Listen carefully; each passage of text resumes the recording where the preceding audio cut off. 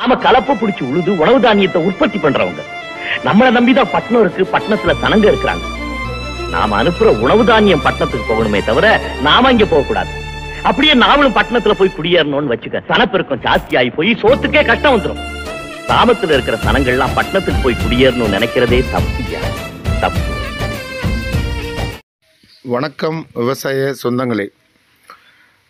இன்றைக்கி நம்ம பார்க்க போகிற வீடியோ வந்து குருவை. எல்லோரும் நிறையா நண்பர்கள் ஃபோன் பண்ணி என்ன நெல் நாற்று விடுறது, எப்போ விடணுங்கிறத பற்றி நிறையா பேர் ஃபோன் பண்ணி கேட்டுக்கிட்டு இருந்தாங்க. இப்போ எல்லாருக்கும் இப்போ நாங்களும் இன்னும் நாற்று விடலை, இப்போ தான் நாற்றாங்க ரெடி பண்ணிகிட்ருக்கோம். நாற்றாங்க விடுற வீடியோ, நாற்று ரெடி பண்ணியாச்சு. இன்றைக்கி நாற்று விடுற வீடியோவையும் பார்க்கலாம் நீங்கள். இப்போதைக்கு வந்து குருவைன்னு சொல்கிறது இது. அடுத்த படம் தான் குருவை. அடுத்தது நம்ம சம்பா தாளடி, இது உங்களுக்கு தெரிஞ்ச விஷயம். இப்போ சம்பா தாளடி அறுவடை எல்லாருக்கும் நெருக்கி முடிஞ்சிட்டு இப்போ எல்லாருமே தீவிரமாக நாற்றாங்க ரெடி பண்ணிகிட்டு இருக்காங்க. நாற்று அவசரப்பட்டு ரொம்ப முன்னாடியே விட வேண்டியதில்லை. இந்த தை மாதம் கடைசி பனி ஓவராக பெஞ்சிக்கிட்டு இருக்குது. மாசி முதல் வாரத்துலேயும் விடலாம், மாசி 10 தேதி வரைக்கும் விடலாம்.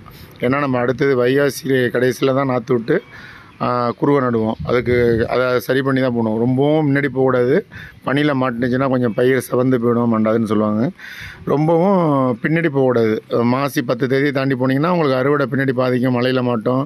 அதுக்கப்புறம் நம்ம திருப்பி நடுறது கொஞ்சம் லேட்டாகும். இந்த டயத்தை நீங்கள் பார்த்துக்கோங்க.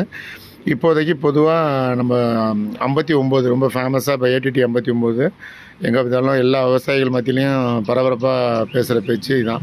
59 நெல்லை பற்றி தான் நிறைய என்கொயரி வருதுன்னு வித நெல் கடையிலையும் சொல்கிறாங்க. இது வந்து 2024 தான் அறிமுகப்படுத்துகிற நெல், புது நெல் தான். நல்ல விளைச்சல் அருமையாக இருக்குன்னு சொல்கிறாங்க நட்டிருந்தவங்க. நாங்கள் நட்டதில்லை, இந்த வருஷம் தான் போடலான் இருக்கோம்.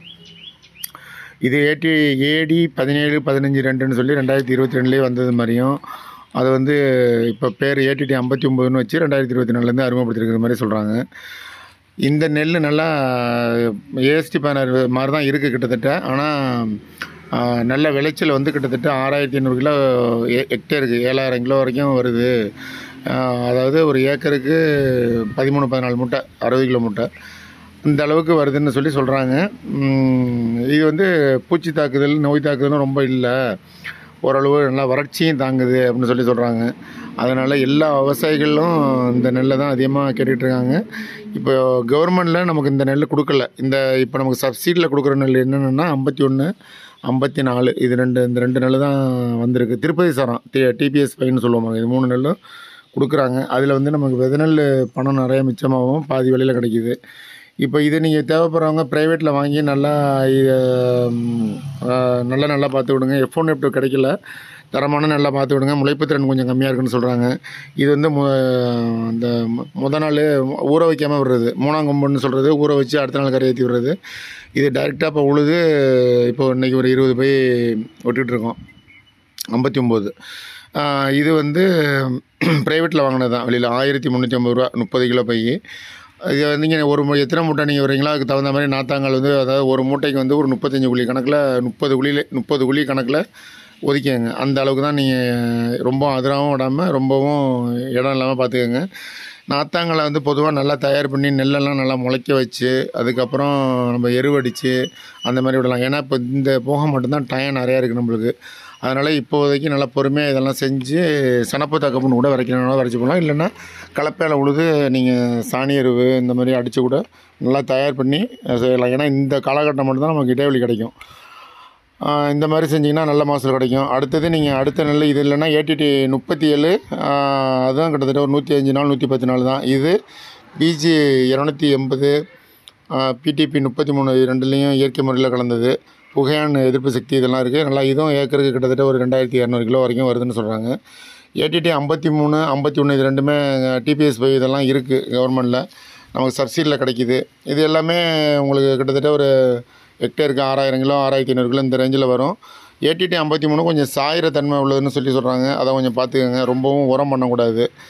அது மாதிரி இருந்துச்சுன்னா போடலாம். 51 உரம் அதிகமாக செய்ய வேண்டியதில்லை. ஸ்டாண்டர்டாக ஒரு ஏக்கருக்கு 35-40 மூட்டை வரும். இது போன போகமும் நட்டவங்களும் இருக்காங்க, போன போகமும் நல்லா விளைஞ்சிச்சுன்னு சொல்லி சொல்கிறாங்க.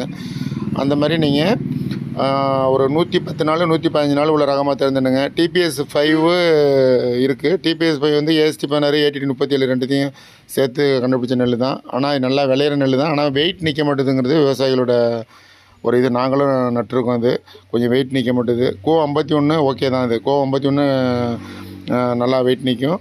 53 ரொம்பவும் உரம் பண்ணாமல் நடுறதுனா நடுங்க. அந்த மாதிரி பார்த்துக்கங்க. இந்த மாதிரி குறுவை நெல்லை நல்லா தயார் பண்ணி வயலையும் நல்லா இந்த மாதிரி உழுது ரெடி பண்ணி தண்ணி விட்டிங்கன்னா அதில் உள்ள இந்த போக்கு நெல்லெல்லாம் முளைக்கும். முடிஞ்சால் சனப்பு தாக்கு பூண்டு வரைக்கிறனாலும் வரைச்சி போடுங்க. இந்த மாதிரிலாம் செஞ்சு குறுவையில் அதிக விளைச்சல் பெற வேண்டுகிறோம். பொதுவாக நீங்கள் விதை நெல் வந்து நல்ல தரமான விதை நெல்லை பார்த்து தேர்ந்தெடுத்து 3ஆம் கொம்பு விடுறது தான் நல்லது. பார்த்துக்கங்க எப்படின்னு பார்த்து நல்ல விதையை விட்டு அதிக விளைச்சல் பெற வேண்டுகிறோம். ஏதாவது டவுட்னா கமெண்ட் பண்ணுங்கள். மீண்டும் ஒரு நல்ல தகவலுடன் நல்ல வீடியோவில் சந்திப்போம். நன்றி, வணக்கம்.